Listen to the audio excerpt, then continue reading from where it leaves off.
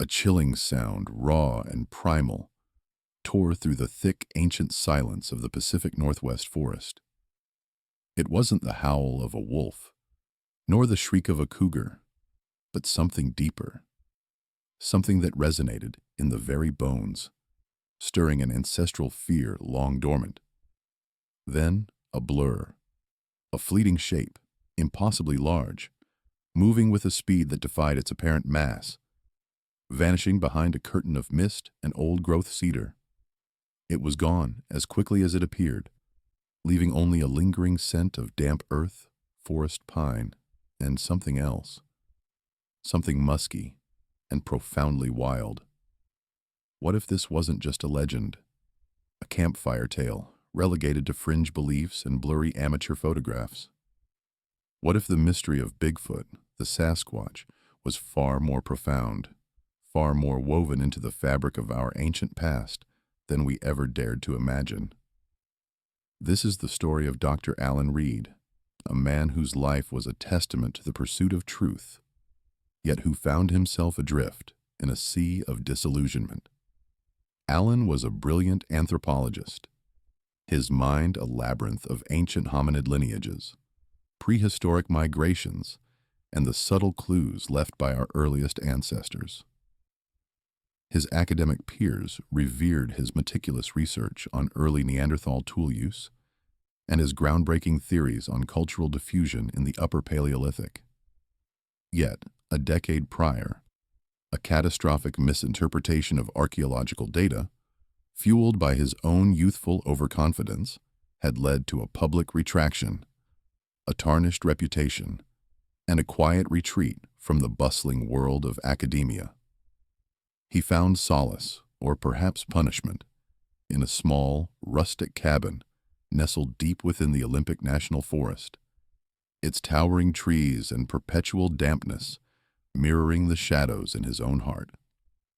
His days were spent cataloging local flora, birdwatching, and occasionally venturing into town for supplies, a solitary existence punctuated only by the rustling leaves and the distant call of an eagle. The academic fervor that once consumed him had long since curdled into a quiet cynicism, a belief that some truths were simply too elusive, too prone to human error, to be worth chasing. The tranquility of his self-imposed exile, however, was about to be shattered. A local news report, barely registering on his radar at first, began to speak of a disturbing trend. Increasingly aggressive and unusual animal sightings were plaguing the more remote sections of the forest, areas Alan knew well from his solitary ramblings. Deer with unnatural wounds, bear attacks with inexplicable patterns, and then the footprints.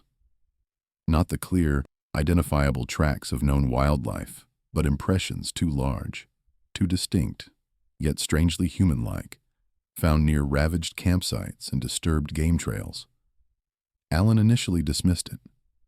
Bears could be aggressive, cougars unpredictable. Overactive imaginations and sensationalist local news. He'd seen it all before. He remembered a period in his early career when he'd been mildly intrigued by cryptozoology, only to find the field rife with conjecture and lacking any rigorous scientific methodology. His own past failure had taught him a harsh lesson about letting enthusiasm cloud judgment. But the reports persisted, growing in frequency and detail, echoing the ancient chilling sound he'd heard that morning.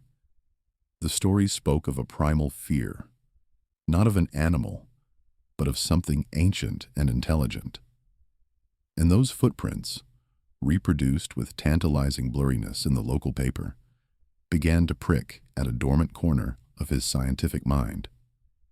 They were too regular, too impossibly large to be a bear, yet lacked the distinctive claw marks of any feline.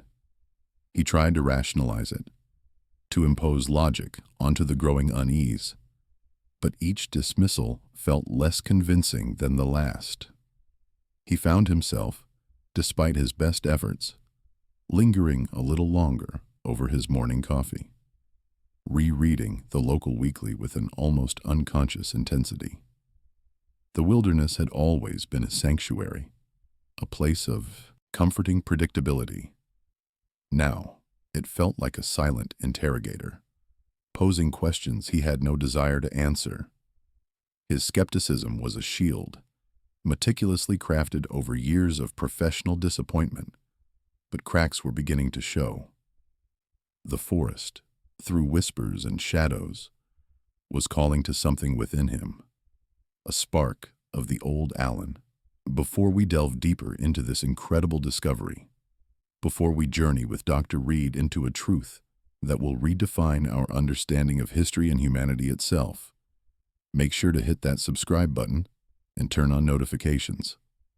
You won't want to miss a single moment of this fascinating story, because what Alan is about to uncover isn't just about Bigfoot. It's about our past, our planet, and secrets buried beyond imagination. Prepare to have your perceptions challenged and your understanding of the world irrevocably altered. This is just the beginning.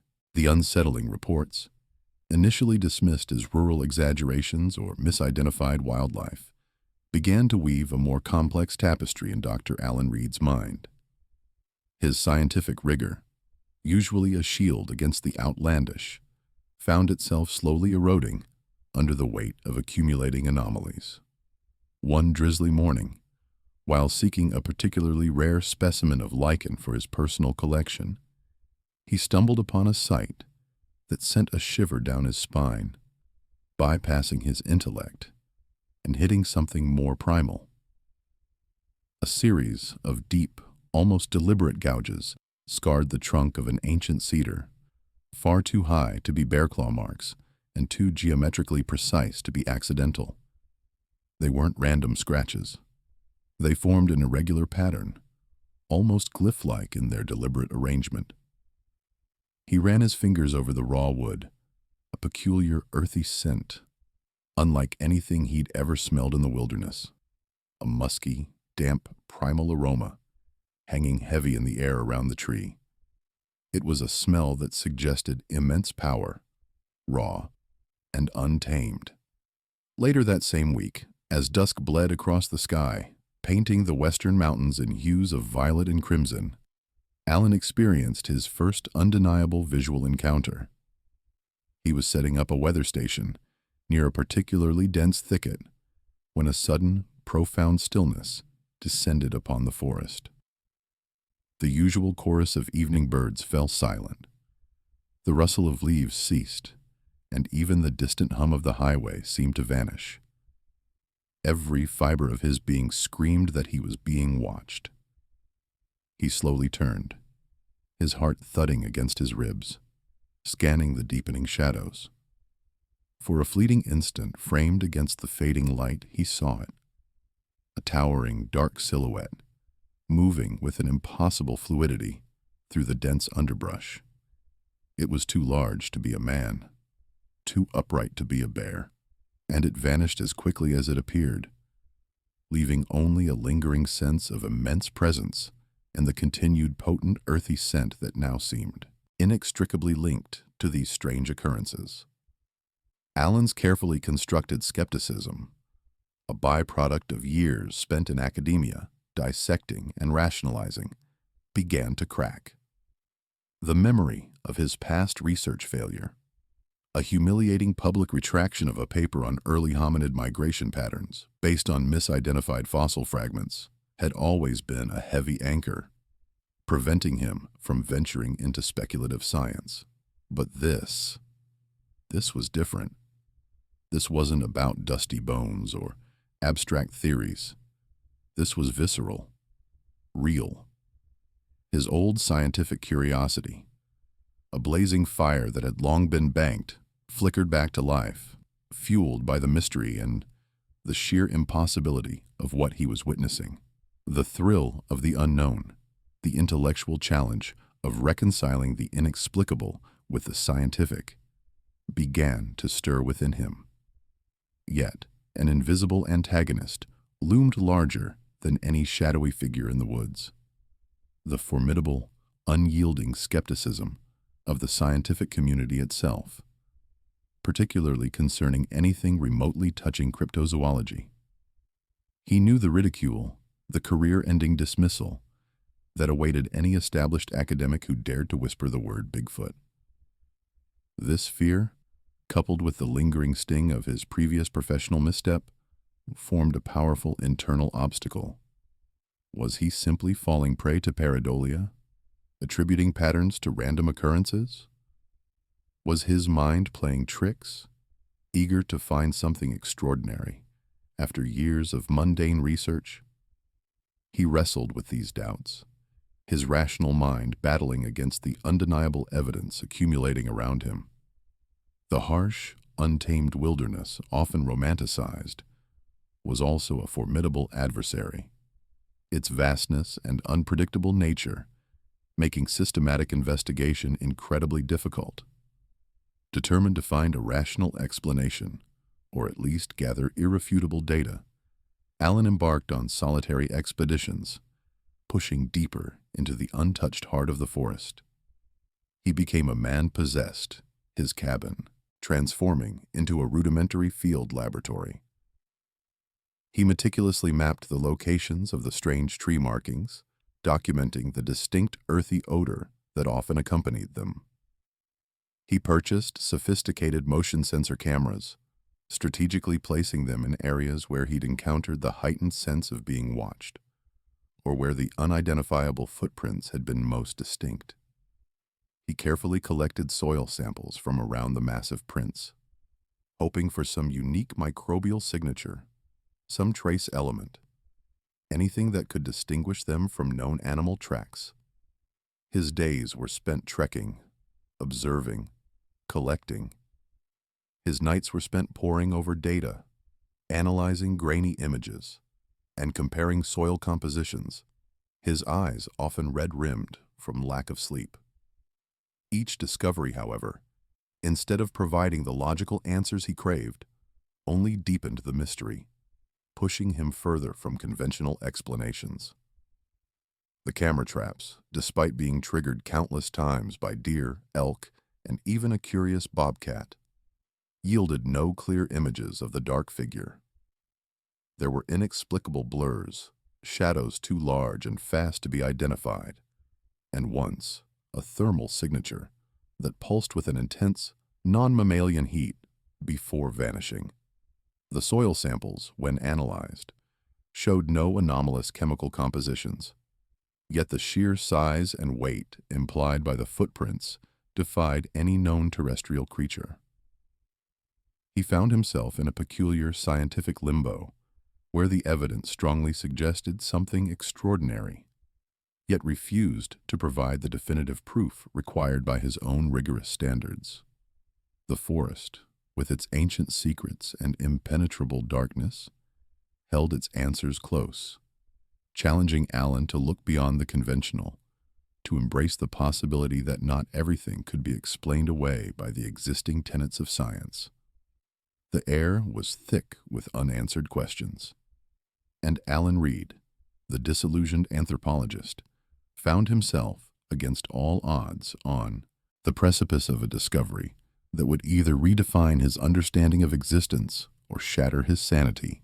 His solitary expeditions, initially fueled by a desperate need for a rational explanation, had instead plunged him deeper into an unsettling enigma. Each soil sample, every blurred image from his trail cameras, seemed to peel back a layer of the mundane, revealing something far more profound and inexplicable. The forest, once a mere subject of his scientific scrutiny, now felt alive, imbued with a consciousness that subtly mocked his empirical tools.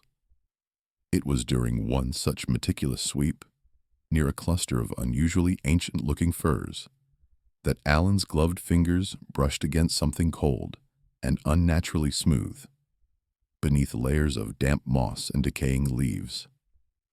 He knelt, scraping away the organic blanket with a trowel, his breath catching as the object revealed itself. It was an intricately carved stone, dark, almost obsidian-like, yet possessing a dull, inner luminescence that seemed to absorb the muted forest light rather than reflect it. The carvings were unlike anything he had ever cataloged. Geometric patterns, interweaving with stylized representations of flora and fauna he couldn't immediately identify, all flowing with a rhythm that felt both alien and deeply familiar. As he carefully lifted it, a faint, rhythmic pulse, almost imperceptible, resonated through his fingertips. A deep, resonant hum that seemed to vibrate not just the stone, but the very air around him. The artifact didn't just feel old, it felt ancient, emanating a silent, powerful energy. Its weight was surprising, heavier than its size suggested, and the coldness he first felt gave way to a strange warmth, a quiet thrumming against his palm that seemed to react to his own heartbeat. Back in his makeshift lab, his cabin's main room, now overflowing with equipment, Alan meticulously cleaned the artifact.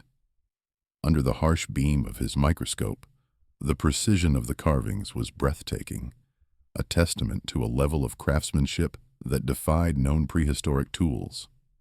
He applied his anthropological expertise, drawing upon years of studying ancient cultures and their material remains. Using radiocarbon dating on embedded organic matter, he carefully extracted from the cracks and crevices, and cross-referencing stylistic elements with archaeological databases, the results were astonishing, almost unbelievable. The stone, or at least the organic material trapped within its surface layers, dated back over 10,000 years. This was an age that predated any known human settlements in the Pacific Northwest by millennia. It wasn't merely old. It was from a time when the very landscape of the region was dramatically different. Long before the Clovis people, long before the earliest evidence of human habitation in North America, by established archaeological consensus. This discovery didn't just challenge his understanding of prehistoric populations, it shattered it. Conventional wisdom posited that complex artistic and technological achievements of this caliber required settled agricultural societies, conditions that simply did not exist in the region at that time. Who had carved this, and for what purpose? The rhythmic pulse, which he could now faintly detect even when not directly touching the stone, seemed to intensify whenever he pondered these questions, as if the artifact itself held the answers, humming softly in silent anticipation. It became a focal point, drawing his gaze, its cryptic patterns seemingly shifting in his peripheral vision. Driven by a renewed, almost obsessive curiosity, Alan returned to the forest, the artifact carefully secured in a padded case in his pack. He felt drawn back to the area where he'd found it, a deep, instinctual pull. This time, his focus wasn't on cameras or traps, but on observation, on listening. He moved with a newfound stealth, his senses heightened, his scientific detachment slowly eroding under the weight of the inexplicable. The forest canopy, usually a symphony of rustling leaves and birdsong, seemed to hold a different kind of sound today, one he hadn't noticed before. As the afternoon sun cast long, fractured shadows through the dense trees, he heard it. A series of calls echoing from deep within the untouched wilderness. They weren't the guttural roars he'd half expected, nor the simple cries of wild animals. These were complex, almost melodic, a sequence of varied tones and cadences that rose and fell with an intricate logic. It sounded like a language, a form of communication far too sophisticated for any known animal. There were pauses, inflections, and then responses, coming from different directions, weaving a tapestry of sound that filled the ancient woods. It wasn't a panicked warning or a territorial display. It felt like a conversation, a rich, vibrant exchange. Alan crouched behind a fallen log, his heart hammering not from fear, but from a profound sense of awe and recognition. He was hearing intelligence, something more than instinct. The calls were too intricate, too nuanced. He strained his ears, trying to decipher meaning, but it was like listening to a foreign opera, beautiful yet inscrutable. He felt an undeniable sense of being observed, a prickling sensation on the back of his neck, not menacing, but watchful. It was as if the forest knew he was there and was simply waiting, listening to his presence as he listened to its hidden voices. The hum from the artifact in his pack seemed to subtly increase, synchronizing with the mysterious forest symphony, a bridge between two worlds, two forms of understanding. He knew, with a certainty that transcended scientific proof, that he was on the cusp of a discovery that would rewrite not just anthropology, but humanity's very place in the tapestry of life. His past failures, his scientific skepticism, all seemed trivial in the face of this unfolding, magnificent mystery. The profound sense of observation lingered, a silent, unseen presence that permeated the ancient forest air. Alan, still hidden behind the moss-covered log, finally forced himself to move, his muscles stiff from holding a single position for so long. The melodic calls had faded, leaving behind an echoing silence that felt heavier, more expectant than before. He felt an inexplicable pull, a deep intuition urging him forward, not towards the source of the sounds, but towards something else entirely. His boots crunched softly on the fallen leaves and pine needles as he navigated deeper into a section of the woods he hadn't yet explored, a particularly dense thicket of old-growth trees where sunlight struggled to penetrate. The air grew cooler, carrying the scent of damp earth and something subtly sweet, like untouched wilderness itself. It was nestled at the base of an ancient, gnarled cedar, half buried beneath a tangle of roots and decaying foliage, that he found it. A small, leather-bound book, its cover warped and brittle with age, its pages swollen from countless seasons of dampness. It was clearly old, far older than anything he would expect to find casually discarded in such a remote area. With trembling hands, Alan carefully excavated the object, brushing away the clinging soil and moss. The leather cracked softly as he opened it, revealing faded handwriting, a script that hinted at a bygone era, meticulous and elegant despite the ravages of time. It was a journal. The first few pages of the weathered journal spoke of ambitious expeditions into the Pacific Northwest wilderness in the early 20th century, penned by a certain Dr. Elias Thorne, a name Alan vaguely recognized from obscure historical anthropology texts. Thorne, much like himself, had been driven by an insatiable curiosity about unmapped territories and unrecorded histories. But as Alan delved deeper into the journal's cryptic entries, a chilling sense of déjà vu washed over him. Thorne wrote of strange territorial markings on trees, of an earthy, potent scent that filled the air before unseen presences, and of fleeting, shadowy figures glimpsed at the periphery of his vision. These were strikingly similar to Alan's own initial experiences, mirroring his journey of discovery with unsettling precision. The journal then took a more esoteric turn, moving beyond mere observations of flora and fauna. Thorne meticulously documented local indigenous legends, tales of ancient forest dwellers who possessed an intimate connection with the land, beings who understood the earth's song and communicated not just through sounds, but through an almost symbiotic relationship with the very essence of the forest. Alan's breath hitched when he reached an entry that described an intricately carved stone, radiating a subtle warmth and a rhythmic pulse. The artifact. Thorne had stumbled upon it in a similar locale, describing its unique patterns and the profound sense of antiquity it evoked. He believed it was a key, a relic of a forgotten culture that predated human memory. A profound realization began to dawn on Alan. His journey was not unique. It was a continuation, a rediscovery of a path trodden by another seeker decades before. The journal served as a ghostly echo, a parallel history unfolding across time.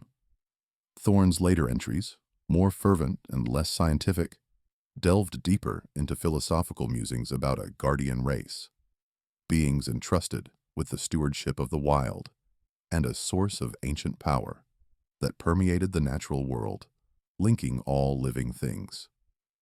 He wrote of their profound wisdom, their ability to move unseen, and their deep respect for the delicate balance of the ecosystem. Thorne, it seemed, had come to believe in something far grander than mere undiscovered primates. He saw stewards, keepers of an ancient secret. The journal's narrative grew increasingly personal, almost desperate, describing Thorne's growing obsession, his struggle to reconcile his scientific training with the profound spiritual truths he was uncovering. He spoke of moments of silent understanding, of feeling a deep, unspoken communication with these enigmatic forest beings. He felt he was on the verge of decoding a language older than words, a bond between the earth and its truest inhabitants. The last few entries were fragmented, almost poetic, hinting at a greater mission, a commitment to protect what he had found, to ensure the Earth's song was never silenced. Thorne seemingly vanished into the wilderness, leaving only this remarkable testament to his unwavering pursuit of truth. Holding the aged journal and carrying the pulsing artifact, Alan felt a glimmer of understanding ignite within him. The pieces were beginning to coalesce. This wasn't just about finding an unknown species. It was about uncovering a profound hidden history, a secret entrusted to a guardian race that had existed alongside humanity, unseen, perhaps deliberately so. The journal, with its blend of scientific observation and mystical insight, coupled with the undeniable presence of the artifact, suggested an intelligence far beyond mere animal instinct. It hinted at a deep, almost spiritual connection to the fundamental rhythms of the landscape, a symbiotic relationship with the very pulse of the planet. This wasn't just a cryptid, it was a civilization, a culture, a lineage of beings that held the keys to understanding the true ancient history of this land, perhaps even of humanity itself. The melodic calls he had heard, the feeling of being observed, the artifact humming in his pack, they were all threads in a tapestry woven over millennia. Thorne's words, understanding the Earth's song, resonated deeply. It wasn't just about sound, it was about resonance, vibration, a fundamental frequency. Alan realized with a jolt that his initial dismissive skepticism, born from a lifetime of conventional scientific thought, had blinded him to the obvious. The forest wasn't just a collection of trees and animals. It was a living, breathing entity. And these beings, these Sasquatch, were its conscious heart, its ancient memory keepers. His own past failures now seemed like necessary missteps on a path leading him directly to this profound, undeniable truth. The legend, the myth, was merely the faintest echo of a far more incredible reality. The rhythmic hum of the artifact intensified, vibrating faintly against his back as he remained motionless behind the log. The intricate calls continued, then slowly began to recede, fading into the dense foliage, leaving an almost tangible silence in their wake. Alan, however, didn't move. The sense of being watched persisted, growing sharper, more focused. It wasn't the distant, generalized observation from before. This felt close, intimate even. He held his breath, every nerve ending alert, and then, A shadow detached itself from the deeper gloom beneath a colossal ancient fir. It moved with a fluid grace that belied its immense size, a bipedal form covered in dark, matted fur, blending almost perfectly with the forest-dappled light. His mind, trained in classification and logical deduction, struggled to process the image before him. This was no bear, no gorilla. This was perfectly upright, its gait powerful yet gentle, its broad shoulders seeming to melt into the shadows. Its eyes, deep-set and intelligent, met his own across the clearing. There was no aggression, no primal roar, just an unflinching gaze that seemed to probe the very depths of his being. This was the Sasquatch. Not a blurry photograph, not a plaster cast, but a living, breathing, profoundly intelligent entity standing before him. Time seemed to stretch and warp. Alan slowly, carefully, reached into his pocket and withdrew a small, smooth riverstone he had picked up earlier, an instinctive offering. He held it out on his open palm, a gesture of peace, a primal attempt at communication. The Sasquatch watched his movements, its head tilted almost imperceptibly, its gaze unwavering. After what felt like an eternity, it slowly, deliberately, took a step forward, then another. There was a profound stillness in its movement, an ancient wisdom in its posture. Its massive hand, surprisingly dexterous, reached out and gently plucked the stone from his palm. Its fingers, thick and powerful, brushed his own for a fleeting moment, a contact that sent a jolt of something akin to recognition through him. The Sasquatch brought the stone close to its face, its nostrils flaring slightly, seemingly absorbing its essence before tucking it into a fold of its fur, almost as if accepting a gift. It then turned, melting back into the shadows as silently as it had appeared, leaving Alan alone, trembling, but not from fear, but from the realization that he had just encountered something truly extraordinary. Over the next few days, the encounters became less clandestine, more observational. Alan, armed with a deeper understanding of respectful engagement, began to observe the Sasquatch from a distance, learning their patterns, their subtle ways of interacting with their environment. He found a small, cohesive group, perhaps a family unit, moving through the forest with an astonishing degree of coordination and stealth. Their communication, though still primarily nonverbal to his ears, was rich with nuanced gestures, shared glances, and an almost telepathic understanding. They seemed to anticipate each other's needs, moving as one, their collective consciousness a seamless web woven into the fabric of the ancient woods. He observed them building temporary shelters, meticulously crafted from branches and leaves, perfectly camouflaged, almost invisible, unless one knew precisely where to look. They gathered sustenance with an efficiency that left no trace, their foraging methods showing an intimate knowledge of the forest's rhythm and bounty. Their tracking abilities were unparalleled. They moved across terrain that would challenge even the most seasoned human tracker, leaving no distinguishable prints, their weight distributed with an uncanny lightness. He saw them interact with the local wildlife, not as predators or prey, but as integral components of the ecosystem, their presence seemingly welcomed by deer and small creatures that often fled human contact. It was a society built on harmony, a profound symbiosis with nature that made humanity's own efforts at sustainability seem clumsy and destructive by comparison.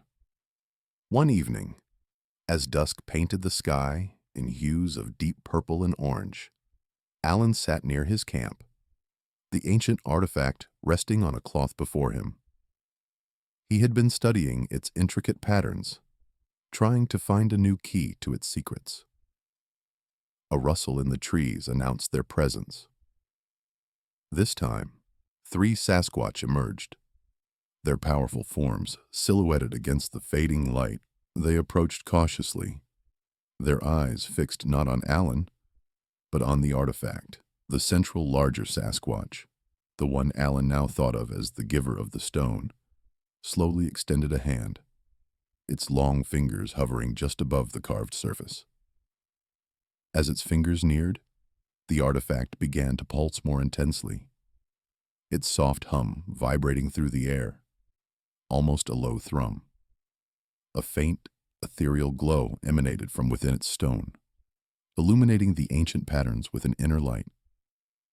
The Sasquatch's eyes, usually deep and somber, widened slightly, reflecting the artifact's internal luminescence. It finally touched the stone, and a wave of energy, subtle yet unmistakable, seemed to ripple outward. Alan felt it, a profound sense of connection, of ancient wisdom, of a history far grander than his textbooks had ever dared to imagine. It was clear then. This artifact was not merely an object of reverence or a decorative tool. It was a key, a conduit, a living link to something immense, something vital to this forest, and perhaps to the planet itself. The Sasquatch knew its language, understood its purpose, and their reaction was not one of curiosity, but of protective recognition, of a profound responsibility for the ancient wisdom it contained. The realization chilled him, for it meant his accidental discovery was not just a scientific breakthrough, but an intrusion into a sacred trust, a secret guarded for millennia. The encounter with the Sasquatch had been brief, yet transformative, leaving Alan with an indelible impression of profound intelligence and an ancient wisdom that transcended simple animal instinct. His attempts at nonverbal communication, the offering of a simple stone, had been met not with aggression, but with a gaze that seemed to probe the very depths of his being, an understanding that passed beyond words. He had witnessed their intricate societal structure, a small, cohesive group moving through the forest with an almost ethereal grace, each member acutely aware of the others, their movements synchronized, their presence leaving hardly a trace. Their mastery of camouflage was absolute, their tracking skills beyond anything he had ever observed in the animal kingdom, and the almost telepathic understanding they shared was palpable, a silent communication that flowed between them like an invisible current. This was not merely a family unit. It was a living, breathing testament to an evolutionary path entirely separate, yet deeply intertwined with the Earth itself. His observations, combined with the cryptic entries in the explorer's journal, began to coalesce into a truly astonishing hypothesis. The Sasquatch were not just a hidden species, a relic of a bygone era. They were guardians, living repositories of an ancient, forgotten knowledge, a wisdom intrinsically linked to the artifact he now carried with such reverence. The journal had hinted at a guardian race and a source of ancient power, phrases that now resonated with an undeniable truth. The Sasquatch, he realized, were not merely protecting their territory or their way of life. They were protecting something far more fundamental, something essential to the planet itself. The artifact, an object whose true nature he was only just beginning to grasp, was indeed a key, as the Sasquatch's reaction had so clearly indicated. It wasn't merely a carved stone or a tool for communication, or even a record, in the traditional sense. It was a living map, a dynamic conduit, intimately connected to the Earth's very lifeblood. Through repeated observation of the Sasquatch's subtle interactions with the forest, their precise movements, their almost ritualistic attention to certain geological formations, and the artifact's own pulsating response, Alan began to understand. The stone mapped the intricate network of ley lines that crisscrossed the Earth, invisible rivers of energy that nourished the planet, influencing everything from geological stability to the subtle currents of life. The Sasquatch were the ancient, living cartographers and protectors of this network, meticulously maintaining its balance. They were not just creatures of the forest, they were, in a very real sense, living history, manifestations of the Earth's own consciousness, tasked with the sacred duty of ensuring its harmony. They moved with a profound respect for these energy points, often pausing at specific rock formations or ancient trees, their large hands lightly touching the surfaces, as if consulting the earth itself. The artifact, when held in proximity to these spots, would hum with an increased intensity, its intricate carvings seeming to glow with an inner light, a silent dialogue between ancient stone and ancient guardians.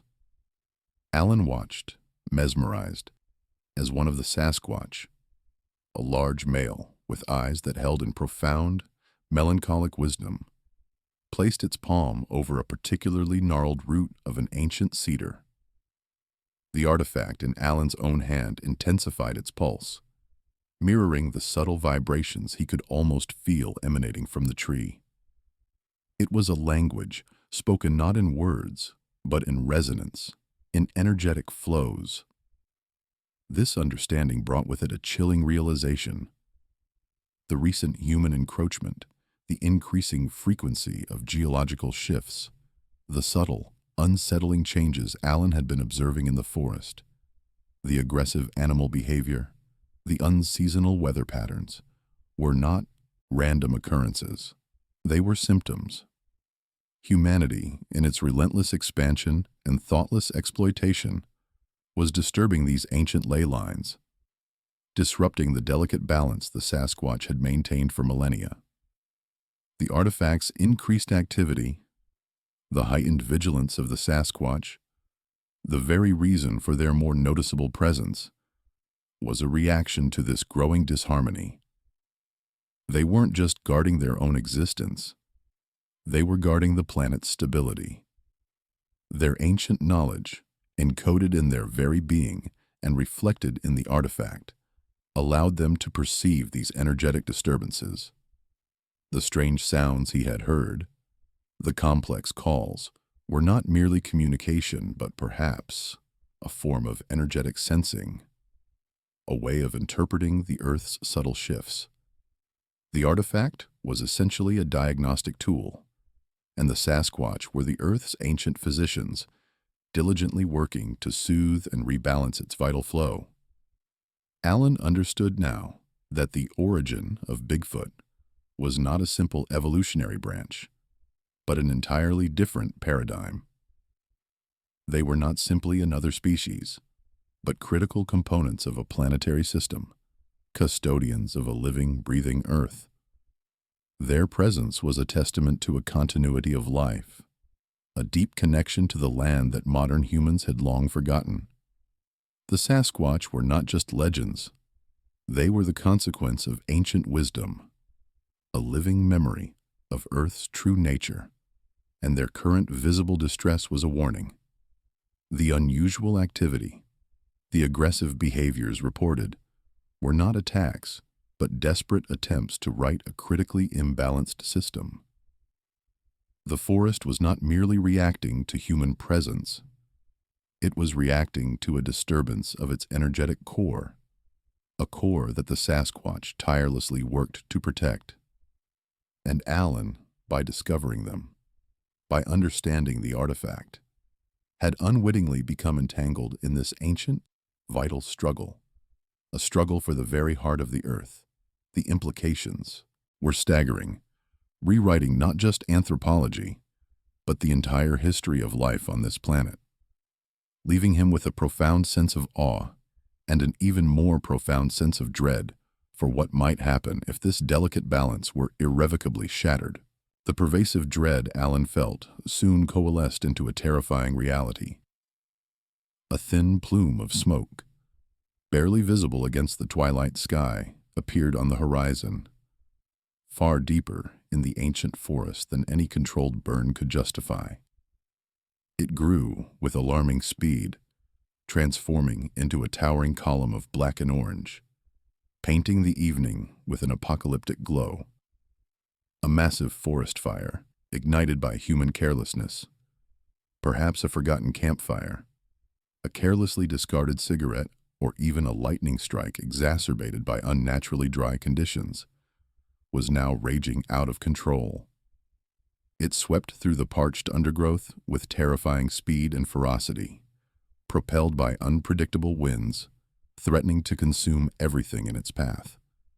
And its path, Alan realized with a sickening lurch, was directly towards the heart of the Sasquatch territory, the ancient site, and the nexus of those vital energy lines they had been so meticulously protecting.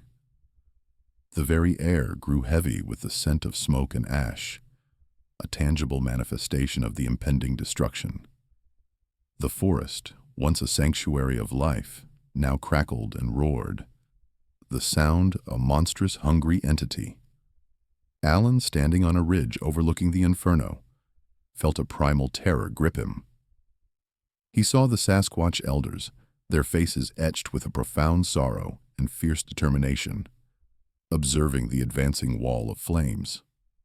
Their usual stoicism faltered, replaced by a desperate urgency.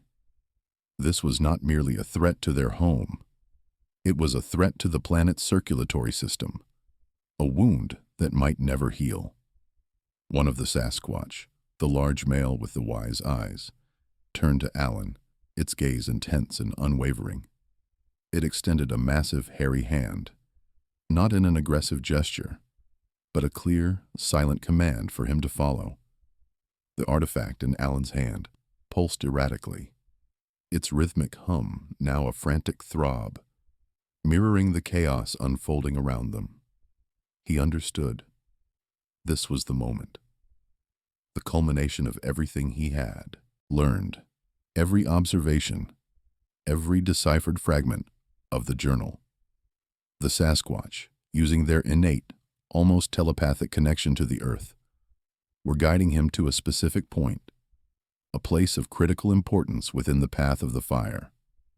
As they moved, the heat became oppressive, the air thick with embers and choking smoke. Fallen trees, still smoldering, blocked their path, forcing them to navigate through treacherous terrain. Alan saw fear in the eyes of some younger Sasquatch, but their elders moved with an unshakable resolve, their ancient wisdom dictating their every step. They were not merely fleeing, they were heading directly into the maw of the beast, guided by an unseen force, a desperate gamble against annihilation. Finally, they arrived at a clearing, surprisingly untouched by the immediate flames, yet vibrating with an intense, palpable energy. In the center stood a cluster of ancient, colossal redwoods, their mighty trunks scarred by millennia, but still reaching defiantly towards the smoke-choked sky. Here, the ground itself seemed to hum, a deep resonance that vibrated through Alan's very bones. The Sasquatch elder indicated a specific spot, a natural depression in the earth, surrounded by a ring of intricately arranged, uncarved stones, a primitive but powerful altar. It was here, Alan realized with a jolt that transcended scientific deduction, that the true purpose of the artifact would be revealed. It was not just a record, a diagnostic tool, or a map. It was an activator. This ancient carved stone, which had journeyed through his hands, was a key to a greater mechanism, a conduit to the Earth's own life force. By aligning it with this focal point, this powerful nexus of ley lines, they could stabilize the erratic energies, dampen the destructive force of the fire, and perhaps even initiate a healing process. The air thrummed with increasing intensity, the ground vibrating underfoot. The roar of the approaching fire grew louder, monstrous symphony of destruction. Flames licked at the edges of the clearing, casting dancing, demonic shadows. There was no time for hesitation, no room for doubt. Alan, clutching the artifact, felt its pulse grow stronger, drawing him forward, guiding his hand. He knelt, the Sasquatch elder beside him, its immense hand gently resting on his shoulder, a silent testament of trust and shared purpose. He placed the artifact into the depression, feeling it click into place with an almost audible resonance. As it settled, an ethereal light, faint at first, began to emanate from the artifact, pulsing in sync with the Earth's deep rhythm. It spread outward, a translucent, shimmering wave that rippled across the ground, touching the ancient redwoods, which responded by swaying almost imperceptibly, as if in trance. Alan observed, mesmerized, as the Sasquatch, in unity, began a series of deep, guttural chants, their voices resonating with the very fabric of the forest. Their hands, large and powerful, were placed upon the ground, their bodies becoming living conduits for the Earth's energy. Alan, driven by an instinct he hadn't known he possessed, placed his own hands on the ground, feeling the powerful, raw current surge through him, connecting him to the artifact, to the Sasquatch, and to the living planet itself. A shared effort, a convergence of ancient wisdom and modern understanding was underway. The light emanating from the artifact intensified, pushing back against the encroaching darkness of the smoke and the fiery orange glow. The heat, though still intense, seemed to lessen, held at bay by an invisible barrier. The cacophony of the fire, though still raging, felt distant, muted, as if the earth itself was drawing a deep, calming breath. They were facing immense danger, the overwhelming force of nature, threatening to consume them. But armed with the artifact and the Sasquatch's profound connection, Alan felt a flicker of hope. This was not a battle against nature, but an attempt to re-establish a lost dialogue, to mend a broken connection, to restore balance to a desperate world. The very ground beneath them vibrated with power, a testament to the Earth's enduring life force, now being channeled, amplified, and directed by these ancient guardians, and one astonished anthropologist. The outcome was uncertain, but the choice to act, to fight for this sacred balance, was undeniable. The last embers of the inferno hissed, swallowed by a sudden, inexplicable mist that rolled through the scarred forest. It wasn't rain, not exactly, but a dense cooling vapor that settled like a balm over the scorched earth. The air, thick moments ago with smoke and desperation, now held a faint, earthy scent, clean and revitalizing. The roaring chaos had been replaced by an eerie stillness, a profound silence, broken only by the drip of moisture from singed leaves. The fire had been contained, not through human intervention alone, but through a monumental shift in the environment itself, orchestrated by forces Alan could now only begin to comprehend. He stood amidst the lingering wisps of mist, the artifact in his hand now cool. Its pulsing light subsided into a soft, steady glow. Around him, the Sasquatch moved with an almost ethereal grace, their forms half obscured by the fog, their quiet presence embodying the very essence of the forest's resilience. The energy lines, which had pulsed with chaotic frenzy moments before, now thrummed with a low, harmonious vibration, a profound hum that resonated deep within Alan's bones. The forest, though undeniably wounded, was not broken. It was already beginning the slow, deliberate process of healing, a testament to the Earth's incredible power to regenerate when its core balance was restored. A profound sense of peace, hard-won and deeply felt, enveloped him.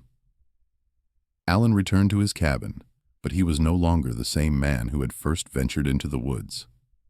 The disillusioned anthropologist, burdened by past failures and academic skepticism, had been shed like an old skin. In his place stood an individual irrevocably transformed, his understanding of the world shattered and then rebuilt with a reverence he hadn't known was possible. He gazed at the artifact, now resting on his desk. Its subtle light, a constant reminder of the incredible truth he carried. He considered the scientific papers he could write, the conferences he could address, the global sensation his findings would undoubtedly provoke. He imagined the headlines, the debates, the inevitable skepticism that would quickly turn to grudging acceptance in the face of irrefutable evidence. He could become famous, revered, his name etched into the annals of scientific discovery.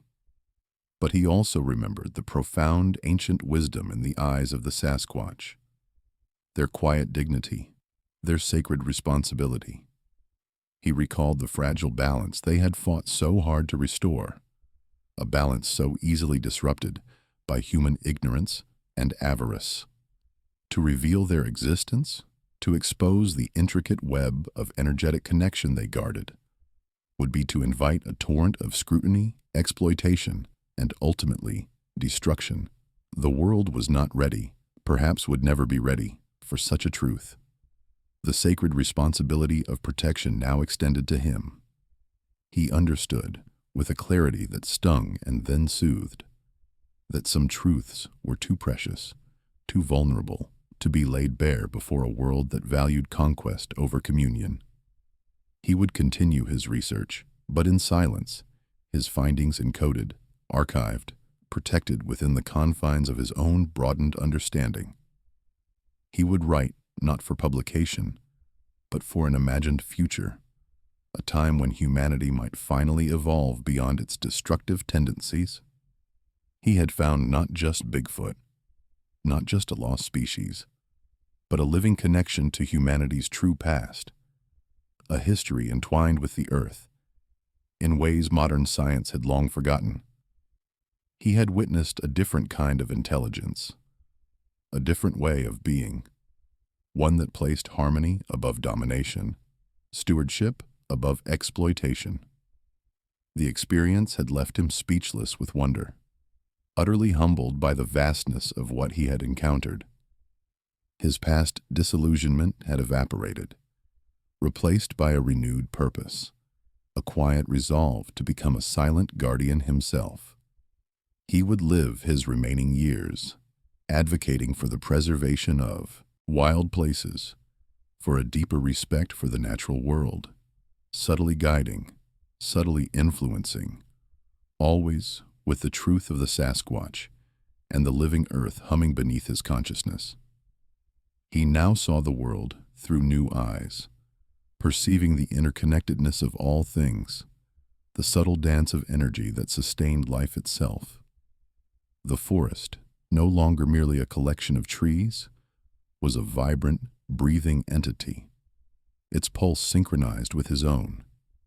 He was no longer just an observer, but a participant in its ongoing story, a secret keeper of Earth's most profound mysteries. This journey had not just unveiled an unknown species, it had unveiled the very soul of the planet, and in doing so, had healed a part of his own. The ancient secrets he now held were not burdens, but gifts, guiding lights in a world increasingly adrift. He knew, with an unwavering certainty, that the true measure of discovery lay not in notoriety, but in the quiet, transformative power of understanding and the sacred act of protection. The Sasquatch, the guardians of the Earth's song, continued their watch, and now, so would he. What ancient secrets do you think still lie hidden in our world, waiting to be rediscovered by those willing to listen, truly listen, to the whispers of the earth? Share your thoughts and hypotheses in the comments below. And if you were captivated by this extraordinary journey into the heart of an ancient mystery, be sure to subscribe to our channel for more untold stories and hit that notification bell so you don't miss out. Next, we delve into another fascinating legend, exploring the possibility of lost civilizations beneath the ice caps, A tale that promises to be just as riveting